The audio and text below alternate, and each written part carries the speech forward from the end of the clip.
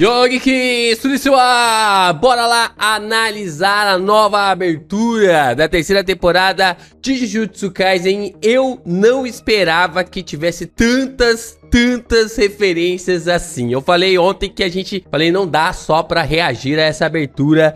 Nós temos que fazer um vídeo específico só pra ela, porque tem muitas camadas, muitas coisas legais explicadas ali naquela abertura. E é claro que você já pode chegar junto, deixando seu like, se inscrevendo aqui no canal e compartilhando os nossos conteúdos por aí. Seguimos na nossa meta de 200 mil inscritos esse ano. Dá pra chegar lá. Nós estamos no dia 9 de janeiro.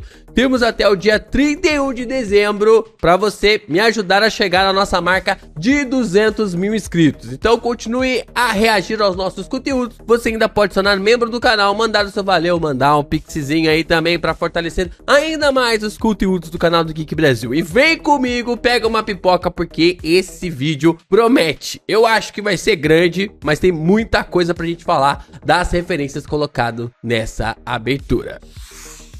Vamos lá, a primeira coisa que a gente precisa falar aqui é sobre algo muito bem ambientado nessa abertura. Que é o quê? São esses círculos que aparecem, vira e mexe. Nós já vimos isso acontecendo lá na abertura de One Piece que se chama The Peak. E esse círculo, ele basicamente é uma questão de arquitetura japonesa. Só que esse círculo, ele é algo meio que tipo a mais, porque além disso tudo, ele tem conceitos, significados espirituais, filosóficos, de uma forma muito específica. E o que nós temos é que essas portas, esses portais redondos japoneses, eles são chamados de Enmado, ou pelo menos Enzo, que são significados ali nas casas. Mas agora quando se trata de jardins e templos, eles são chamados de Marumado. Tem uma referência aqui interessante, a gente vai observar muito isso acontecendo durante toda a abertura. E nós então vemos essa como se fosse uma barreira, como se fosse ali o Itadori, na verdade o Itadori, né, não como se fosse o Itadori caminhando em direção ao lugar, e vemos um olho de alguém. A gente vai explicar de quem que é esse olho lá na frente, né, bem interessante. E esse cara tá de olho em tudo que está acontecendo, tudo que está rolando dentro da barreira. Nós então temos essa cena, sinceramente eu não sei de quem se trata, mas se for pra chutar é o Reg, né? Pra mim é muito ali a cara do Reg, visto que ele está adquirindo alguns itens para lutar contra os seus adversários, principalmente lutando ali contra o Fushiguro. Temos então esse logo de Jujutsu Kaisen que eu achei sensacional, porque ele fica meio que dançando, se distorcendo ali, e é um frame rate, né? Algo muito rápido que acontece e já corta, já transita pro incidente de Shibuya, que a gente consegue ver essa explosão causada ali pelo... Eu acredito que seja a explosão causada pelo Sukuna, né, que tenha essa base ligado ali ao incidente de Shibuya. E ao lado nós também temos as barreiras sendo formadas, ou seja, o incidente de Shibuya acabou gerando o jogo do abate, né, toda aquela construção acontecendo na forma como a gente viu na temporada passada.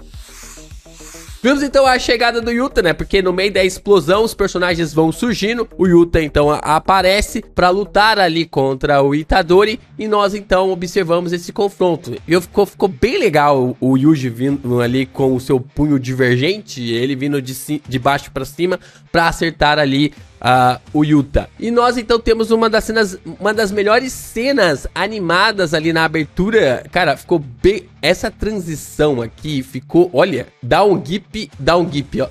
Dá um gif perfeito essa transição aqui. Ficou muito legal. E a questão da iluminação lá no episódio 1, que é tanto o Naoya, né, e o pessoal ali do clã Zenin na sala, e a luminária mexendo e as sombras mudando de uma hora pra outra, cara, aquilo ali ficou do zaralho, cara, ficou muito bom. E é exatamente a base que nós temos aqui pra essa abertura, né, claro que focado, totalizado ali pro Choso. Temos então o Fushiguro aqui, né, o Fushiguro, e nós temos um detalhe interessante, né, porque o Fushiguro tá aqui, e aí ele vai se empurrando pra trás, né? Ele vai meio que pra trás ali. E quando ele vai pra trás, ele meio que, tipo, começa a expandir o seu domínio. Cara, é muito rápido essa transição acontecendo ali na abertura. E se você não pegar os frames, você não consegue entender. Então, o Fushiguro tá ali, ele se joga pra trás e expande seu domínio. Aquilo ali é aquela base daquele osso, né? Como se fosse uma coluna vertebral bem no momento ali que o Fushiguro aparece. E nós também temos uma das melhores cenas da abertura, que é a transformação de Maki. Como se a Maki é bem forte isso, né? Porque quando ela passa por toda aquela queimadura do jogo, é como se ela estivesse num casulo. E aí, quando ela passa por aquela queimadura, é aí que vai começar um processo pra ela se tornar uma borboleta. E, caraca, ficou muito legal isso. Porque, ó, ela tem essa transformação e começa a vir asas, né? É tipo, ela na forma original, ela começa a ser queimada brutalmente ali pelo jogo. E começa a ter asas ali da personagem. Ficou bem legal essa transição, ela vai meio que se queimando e essa casca dela vai saindo. Essa animação ficou simplesmente do zaralho, focando ali totalmente nas bases da relação ali, da transformação dela, né, quando ela é atacada ali pelo jogo. Então nós temos as referências ao próprio Fushiguro. A gente começa aqui com o cão divino, a totalidade, com a simbologia. Esses símbolos, eles são espelhamento, paralelos ali dos 10 tesouros sagrados do Japão. No caso, o Gege Akutami, ele pegou aqueles símbolos e acabou meio que criando uma referência para eles em sua história. Não é um Ctrl+C, Ctrl+V, mas há algo assim meio que parecido. Nós temos a simbologia do cão divino na totalidade, né? O símbolo que aparece quando o Megumi acaba invocando esse Shikigami. Temos o elefante Max também aparecendo. Eu só acho interessante que cada lugar parece como se fosse um santuário, um ponto. Talvez seja realmente uma referência aos 10 tesouros do Japão. Nós então temos Orochi aparecendo ali também, a simbologia de Orochi. Temos o sapo e temos também o coelho e o grande Mahoraga, né? O grande ali Mahoraga surgindo também com essa simbologia. Temos então o pequeno panda. Em breve, lágrimas vão correr, porque pandas também choram. Caramba, esse capítulo vai ser um dos mais pesados aí, eu acho, dessa terceira temporada. Vai ser muito bom. Temos o diretor Yaga ali, né, aparecendo, surgindo em cena. E nós temos também um frame de um outro rapaz surgindo nesse exato momento, mas eu não sei quem é. Também não aparenta ser aquele maluco que confronta o diretor Yaga, visto que ele tem cabelo branco e tal, e o cabelo dele é um cabelo mais escuro. Então não sei se é o Yaga mais novo ou se é o próprio Yaga ali meio que fugindo, mas tem uma referência aqui na abertura também. Nós então começamos a ter as primeiras referências de pinturas na abertura. Temos então aqui a Maki e ela tá fazendo uma referência à arte ali de Utagawa Kuniyoshi, que é um artista extremamente famoso e conceitual lá do Japão. Essas artes aí envolvendo ao Japão feudal, que é incrível. E nós também temos o Yuta e também a referência da arte dele vinda também ali para Utagawa Kuniyoshi. O Utagawa Kuniyoshi, ele é muito famoso em pintar cenas de pontos muito importantes da mitologia japonesa, coisas envolvendo ali Amaterasu, Susanoo, Izanagi, Izanami, e as artes dele basicamente é o que originou os mangás, né? É o que o pessoal comenta que é como se fosse a origem dos mangás, dos quadrinhos japoneses. É claro, tem toda a referência também às comics americanas, mas é como se o Utagawa fosse essa referência mora ali para os mangakas. Temos então algumas referências ali focadas na Rika aparecendo. Temos a Maki, um dos últimos momentos dela ainda nessa forma. Eu, sinceramente, depois dessa transição ali dela pegando fogo, não entendi porque colocaram essa parte da Maki nesse exato momento. Aí temos o Itadori e também o Yuta, provavelmente aqui referenciando a batalha dos dois ali no primeiro episódio. Aí temos uma sequência daquilo que é uma referência ao Kokuzen, né? Como se fosse realmente uma referência ao Kokuzen. É claro que isso pode ser um bait apenas para os Only Animes, e a gente sabe que somente ali desses caras, só o Yuta e o Itadori tem a capacidade de usar ali o Kokuzen. Temos então a Tsukumo aparecendo, o Panda também surgindo, tem o Chozo aparecendo, temos a Maki, o Fushiguro e também o Yuta. Essa sequência é bem legal, essa parte que é colocada ali dessa sequência ficou bem bacana e é muito bom ver essas referências que é colocada ali na história, né, pra dar realmente assim uma camada mais importante para essa abertura e de segmentos que passa muito rápido e que é muito bem estruturado, muito bem trabalhado e que se a gente não parar para prestar atenção, a gente não pega essas referências. Aí então nós temos aqueles momentos de cortar o coração na abertura, temos o jantar ou o almoço em família do Chozo, do Ezo, Kichizo, Itadori e também as demais pinturas da morte. Essa visão ali do Chozo que é muito singular, eles pegaram aquela imagem do quadro e mudaram, né? A imagem que a gente tem normalmente é de cá pra lá. E agora eles pegaram a visão do Chozo sobre toda a cena, sobre o que tá acontecendo ali neste almoço entre irmãos. Nós também temos o Fushiguro visitando a Tsumiki, ela tá ali desmaiada, ainda meio que passando pela transição ali da Yoruzu, esperando despertar. Basicamente a Tsumiki morreu quando ela foi lá na cachoeira, né? A gente já meio que tipo assim, podia presumir essa situação. E aí então nós temos o Panda sendo criado pelo diretor Yaga, né? O Panda realmente foi criado como bebezão ali pelo diretor Yaga, da forma como tinha um berço, até mesmo as coisas para fazer os efeitos ali que um bebê normalmente tem. E nós temos, eu acredito que seja a Mai aqui, quando a Maki foi embora do clã Zenin, quando ela passou a viver apenas na escola Jujutsu e deixando a Mai ali para trás. Nós temos uma das cenas mais legais ali da abertura também, que é o fato do Sukuna dar esse sorriso macabro para o Itadori. É bem interessante ver essa cena, porque no começo do episódio o Itadori tá ali lavando as mãos e não consegue se livrar da quantidade de sangue que o Sukuna colocou nas mãos dele. E agora ele olha pro espelho e é como se fosse uma continuidade daquela cena e ele vê o Sukuna rindo bem da sua face e na sua face, né? Isso que é interessante aqui sobre o que é colocado na abertura. Temos então a Tsukumo olhando. Eu acho que essa cena parece ser algo como se ela estivesse chegando ali antes do grande acontecimento em Shibuya, né? Que é, no caso, o Kenjaku ativar as maldições. É como se a Tsukumo, reparem só, na abertura é como se a Tsukumo fosse o grande maestro, né? A grande maestra ali que está orquestrando tudo que está por detrás dos bonzinhos, assim, dos heróis, né? Passa essa intenção. E aqui nós observamos ela já tendo essa transição, né? A cena ela vem de baixo para cima, é como se nós fôssemos de Shibuya diretamente para ali o jogo do abate, né? Como se fosse diretamente o jogo do abate. Então tem uma transição bem legal e ela observando uma das barreiras criadas ali pelo Kenjaku. Nós então temos essa base mais uma vez, né, desses portais que é colocado aqui envolvendo a Maromado ou até mesmo a Enmado ou Enzo, que é colocado ali nos portais, e mais uma vez essa referência circular na abertura de Jujutsu Kaisen.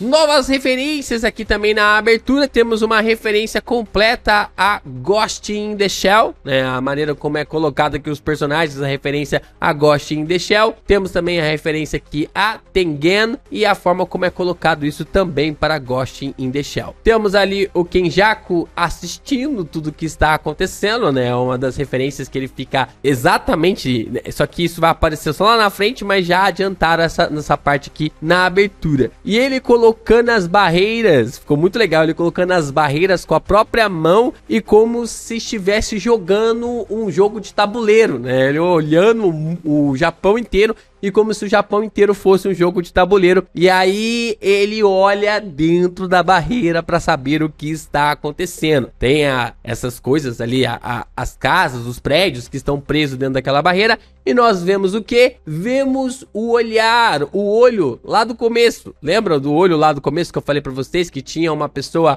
observando Yuji Itadori? Então, este olhar é o mesmo olhar que temos aqui para o Kenjaku, né? O Kenjaku olhando toda a cena acontecendo ali durante os eventos do jogo do abate. Tem um detalhe que eu esqueci de mencionar, é que o significado simbólico dessas portas e janelas redondas no Japão através do budismo. Nós observamos ali que no Zen budismo, o círculo representa iluminação espiritual, chamado de Satori, totalidade, o vazio fértil, o nada que contém tudo, a união entre o interior e o exterior. É quase como se o Kenjaku estivesse zombando dos personagens por terem perdido o vazio que continha tudo, ou seja, a perda de Satoru Gojo.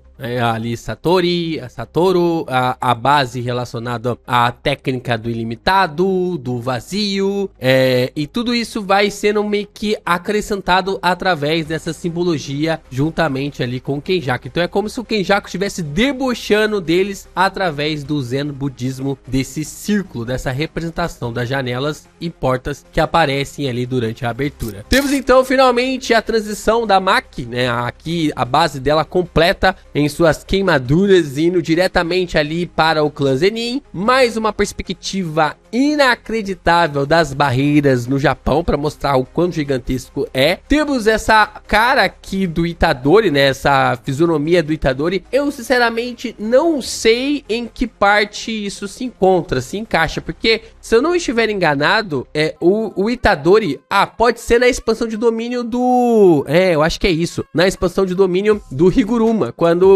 ele recebe a sentença de morte e ele fala, não, realmente eu sou o culpado. E tem a ativação da espada da executora do Higuruma. Eu tava pensando que poderia ser já na parte ali do Fushiguro ser tomado pelo Sukuna, mas não vai ser essa parte não. Temos então mais um ponto sendo comprado, né? Provavelmente é uma referência, né? Esse brinquedo ali de construção de madeira, isso é algo que o Reg provavelmente deve ter ali em suas habilidades. Eu acho que seja uma referência aqui ao Reg. Temos então aqui o Panda. A minha referência é que quando a história avançar, esse frame provavelmente vai mudar. A gente vai ter o acréscimo tanto do irmão gorila, quanto também ali da irmã que é um dinossauro, né? Como se fosse ali um dinossauro que parece quase um rinoceronte. Temos então Maki e Mai, né? Caminhando ali, uma referência completa àquela arte que Gegako Tami havia feito na trama de Jujutsu Kaisen, aquela página colorida da Maki e também da Mai correndo de mãos dadas. Nós então temos essa cena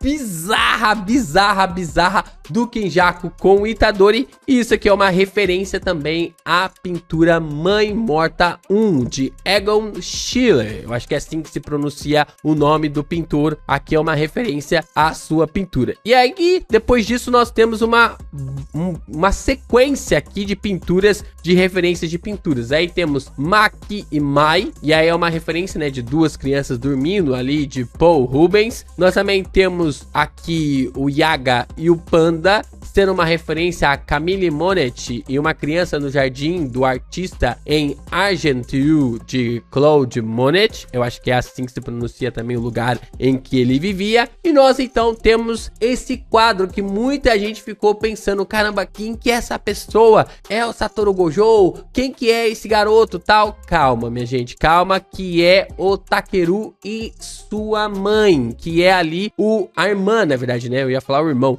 mas é a irmã do Kusakabe, acaba sendo ali a irmã do Kusakabe, e é por isso que o Yaga acaba sendo ajudado pelo Kusakabe, no caso o Panda, né? O Panda acaba sendo libertado ali pelo Kusakabe, e o Kusakabe passa a proteger o Panda para que o Panda não seja pego como refém ali perante os superiores do Jujutsu. Temos então essa referência aqui ao quadro de Scream. Será que é o Getou? Tem aqui essa base meio cortada, não dá pra entender direito de quem se trata. Não sei se é o Getou, não sei se é o Itadori, não sei se é ali o Kenjaku, porque foi cortada a expressão, a visão, de forma proposital. Parece ser o Yuji. Não sei se parece ser o Yuji, parece também ser o Getou. Não, tô falando besteira, né? Não tem como ser o Yuji. Olha essas mechas na frente do olho. Ou é o Kenjaku ou é o Getou, né? Um é o outro, talvez seja proposital aqui de ser o próprio Getou ou Kenjaku e ter essa confusão aqui de forma colocada. Aí, como eu falei pra vocês, é a referência ao quadro The Screen de Edvard Munch, a base como é colocada, e nós então temos o alívio cômico, né? Porque este arco de Jujutsu, ele é muito pesado, ele acaba sendo muito... Daqui pra frente o Jujutsu se torna muito pesado, então o acréscimo do Takaba, ele é essencial pra quebrar essa aura um pouco mais pesada da história. Aí temos então o Naoya, né, que tá ali lutando provavelmente já com a Maki. Temos então Maki e Mai ali, cada um caminhando para os seus devidos lugares. Temos então a Remy. Engraçado, né, que a Remy, ela está caminhando em direção à rua iluminada, e a rua que é escura, que o Fushiguro poderia percorrer, ele preferiu perseguir ali, ir atrás da Remy. E nós também temos o Amai, né, o Amai que também está caminhando na onde está iluminado, o Itadori vai até ele e ele não é enganado pelo Yuji, acaba não sendo enganado pelo Yuji. Então nós temos uma referência ali ao cruzamento em Y de Tadanori Yoko, que é uma artista contemporânea japonesa, né, ou um artista contemporâneo japonês. Eu não consegui pegar aqui o gênero, mas eu acho que nem deve ter o gênero revelado, mas o fato é que temos uma referência completa a esse artista, mais um artista aqui que é colocado na abertura de Jujutsu Kaisen. Temos então a execução ali dos juízes, promotores, dos advogados, onde o Higuruma estava ali participando, né? Aquele julgamento que o Higuruma estava participando, e a gente vai observar isso nos próximos capítulos de forma muito, muito crucial. O Higuruma é um bom personagem que vai ser acrescentado na trama de Jujutsu Kaisen. Temos então ali o Takaba e o Yuji, né? Os dois vão funcionar muito bem juntos, já tô prevendo muita coisa que eles possam fazer juntos, e na abertura a gente já começa a ver essa pegada meio Chainsaw Man. E aqui a gente tem essa referência, né? O Yuji cruzando ali as mãos e tal, quase já sendo ali uma performance relacionada à sua expansão de domínio. E é muito interessante que o símbolo do Yuji, ele representa um Buda que decidiu ficar para ajudar as pessoas a chegar até a iluminação, que acabou ficando para trás. E é exatamente esse o processo dele agora em Jujutsu Kaisen módulo, né? Tem essa referência. Aqui, mais uma vez, a gente tem aqui a referência para Enmado, né? Mais uma conexão aqui para Enmado, mais um círculo aparecendo. Temos então, essa cena eu rachei o bico, né? Que é o Takaba todo empolgado ali, o Itadori também empolgadaço, e aí o Fushiguro, êêê! É muito caótico, né? Caótico, evil, a base ele que é colocado, e o Fushiguro parece que eu tô me pagando pra estar aqui, né? Tô sendo forçado pra estar aqui. Temos mais uma referência aqui ao beijo, né? Do Yuta com o Baratão, e esse aqui é uma referência ao quadro, né? O beijo de Gustav Klimt. Eu acho que é assim que se pronuncia o nome do nosso queridão aqui, artista. E aqui a gente tem toda uma base romântica pro quadro, né? E os caras colocaram ali uma referência muito bacana ao Yuta dando o beijo no Baratão. Temos então a fala, né, do Reg, o Reg comentando ali sobre a bomba atômica, de que eles vão bombardear o Japão por causa da energia amaldiçoada. Temos então uma transição muito legal. Aprenda, diretores de One Punch Man Season 3, a como usar o neon de verdade. Não precisa jogar ali luz na sua cara o tempo todo. Aí temos diretor Yaga e Yuta colocando um anel. Temos então aqui o Ranta Zenin, né, que faz parte ali do clã Zenin. Gaku Kanji, que é o diretor ali da escola de Kyoto. Temos o Chozo. Temos aqui o Higuruma usando a sua espada executora. Eu acho que essa é a colorização oficial da espada executora, né? Essa tonalidade aí de um azul Tiffany. Eu sempre se confundo se é verde Tiffany ou se é azul Tiffany, mas o fato é que essa tonalidade meio Tiffany. Temos então o Itadori usando algo parecido ali com o seu punho divergente, né? Diferente do Kokuzen. Kusakabe aparecendo. Kusakabe aparece muito rápido, bem rápido ali na abertura também. Reg também aparecendo. Fushiguro e o Panda. O Panda ficou bem legal, né? O Panda, Absolute Cinema. Eu já prevejo muitos memes do Panda aqui com essa questão do Absolute Cinema. Temos então a Maki, né? Aquela cena que ela bate a mão para começar a lutar com o clã Zenin. Temos então aqui o Jinichi Zenin, que é um dos lutadores que a Maki vai enfrentar. Hakari, temos Kirara, temos também a Tsukumo juntamente com o seu Shikigami e também temos o Zenin, o pai desgraçado ali da Maki, aparecendo na trama de Jujutsu, aparecendo numa... O cara vai ser solado de forma miserável. E nós então temos uma cena muito legal, né? Porque o Naoya, ele vai meio que tipo assim, surgindo do fundo da tela, e quando ele vai aparecendo, é como se fosse vários frame rates aparecendo, e aí transita aqui para outro momento, que é o momento que provavelmente seja ali essa rajada do Ryu. Eu acho que seja ali essa rajada que o Ryu acaba soltando do seu cabelo. Temos esse momento aqui que eu não faço ideia do que seja. Eu acho que seja ali a base do clube da luta do Hakari, né? Do Kenji. Porque eu não sei o que é isso.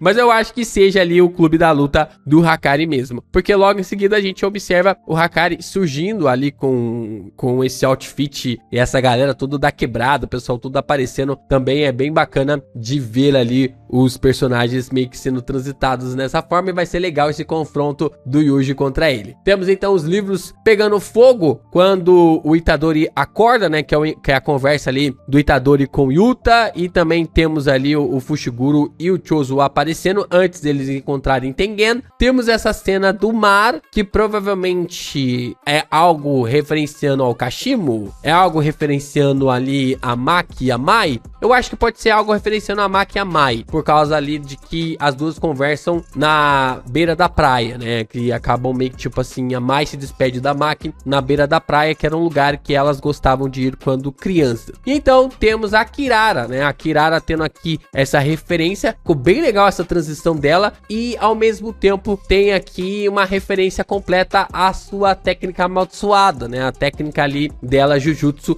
envolvendo ao Cruzeiro do Sul. Eu fiquei pensando se o prédio lá no fundo poderia ser o estádio de Sendai, que é onde ocorre a batalha do Sukuna contra Yoruzu, mas eu acredito que não. Eu acredito que... Porque tá bem diferente. Eu dei uma olhada nas fotos, eu vi que parece estar bem diferente ali o combate, o local, né, que tá ali no fundo em relação ao estádio de Sendai. Temos Higuruma queimando ali um girassol na frente de uma base ali de um tribunal, né, no Japão, coisa do tipo, que ele tá queimando aquilo que ele acreditava como justiça. Nós temos uma foto de família, que coisa interessante, né? Nós temos uma foto de família, temos Naobito, Naoya, Ogi, nós também temos aqui o Uranta, temos aqui o Jinichi e nós também temos o Nobuki. E o velho, que é o Chojuro, todos eles vão passar pela navalha de Maki Zenin.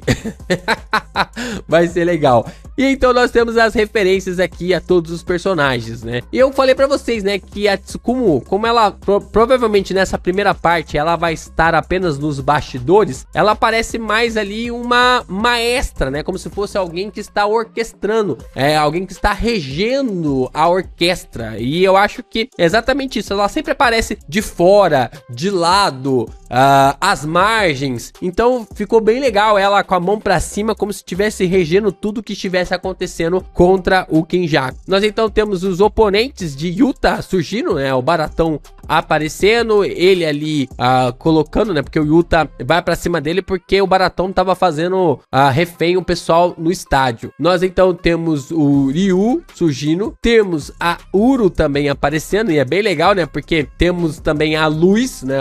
A emissão de raio na Uru, e ela conseguindo refletir, e é basicamente como funciona a técnica amaldiçoada dela, essa proteção de dobrar o espaço e fazer esse reflexo acontecer. Ficou bem legal essa base, e é claro que é uma referência também ao álbum do Pink Floyd, né? Que é claro que antes do Pink Floyd vem todas essas experiências científicas e físicas, mas no caso aqui é uma referência ao álbum de Pink Floyd. Druve aparecendo também com um pouquinho ali da sua técnica, né, de controlar e fazer com que vários Shikigamis possam surgir e seja através de animais, né, eu acho que são manifestações de Shikigamis por meio de animais, é como se fosse algo desse tipo, porque depois o Yuta consegue transformar a Rika em vários formatos, em várias bases, quando ele toma o corpo, na verdade, quando ele toma a técnica do Druve. E é interessante porque, pelo que aparenta, a primeira temporada, na verdade, a primeira parte da terceira temporada, ela vai até a batalha do Yuta. Eu achava que iria até a batalha do Fushiguro, mas ela vai até a batalha do Yuta. Nós então temos o Yori, o Reg, o Shizuru e também a Remy. A Remy ali com, tipo, o design dela grita traidora, né?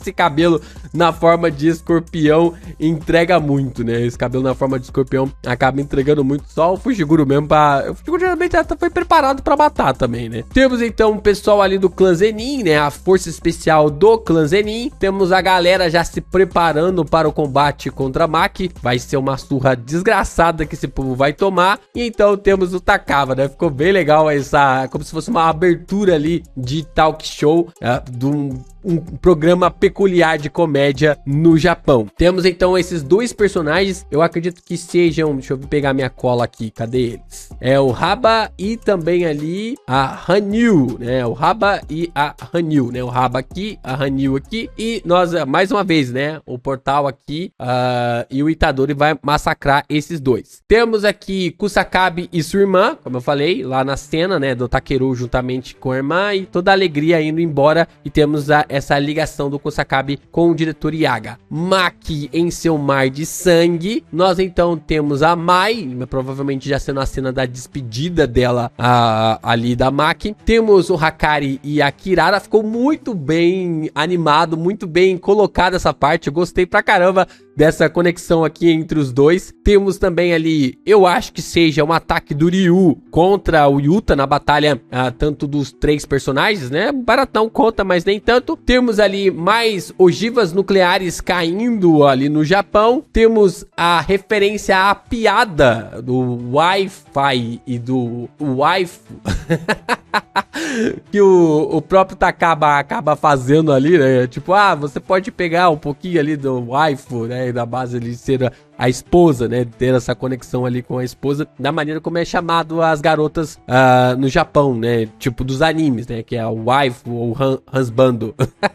Como é chamado ali os personagens, né? Que você gosta bastante. E temos então a referência aqui do Takaba ficando irritado ali sobre suas piadas e coisas do tipo. Temos então o Reino da Prisão, sendo colocado aqui em cena, é uma transição rápida, mas dá pra ver ali que Satoru Gojo também deu uma aparição ali na abertura. Yuji mais uma vez com remorso sobre o sangue em suas mãos, ele entendendo que ele é apenas uma engrenagem, e é o que o Hakari vai falar pra ele, né? Vai dar aquela porrada nele pra que ele não se apegue a essa questão. Ele não é apenas uma engrenagem, ele é uma vida. Temos ali a cena que o Yuta acaba acordando o Itadori, e tem o Megumi e o Chozo surgindo. Então, o Kenjaku olhando tudo que está acontecendo nas barreiras e simplesmente dando risada, fazendo uma referência à conversa que ele tem ali com o Chozo, que ele acaba tendo contra o Chozo antes da batalha que ele tem contra Tengen, Kumo e também contra o Chozo. E ele dá risada porque ele fala, né, que ele tá querendo fazer essa junção de Tengen com os não xamãs, e se sair um palhaço ali de dentro dessa fusão, ele vai dar risada. Ele só quer ver o que vai acontecer através dessa aleatoriedade. E é muito bom ver isso, né? Essa construção do Kenjaku sendo extremamente um personagem caótico, né? Ele vai só no vácuo, ele vai criando tudo, e ele já chegou num patamar de que agora eu estou indo conforme a maré. Já vivi 1000 anos, eu estou experimentando, vendo o que vai dar as minhas experimentações, e a gente tá vendo o resultado disso agora em Jujutsu Kaisen módulo. Caramba, que abertura! Quase 40 minutos aqui de bruto, provavelmente vai cair para uns 34, 35 minutos, mas é muita informação em 1 minuto e meio. É muita informação comprimida em 1 minuto e meio. Eu queria estar no meio aí desses brainstorm dessa abertura, porque que parada sensacional, cara. Os caras estão de parabéns. Eles conseguiram comprimir toda a essência dessa temporada em 1 minuto e meio. É uma parada assim inacreditável, referências absurdas, animação top. Muita gente não gostou da música. Eu também, tipo assim, não curti muito a música, mas ao mesmo tempo eu achei fantástica.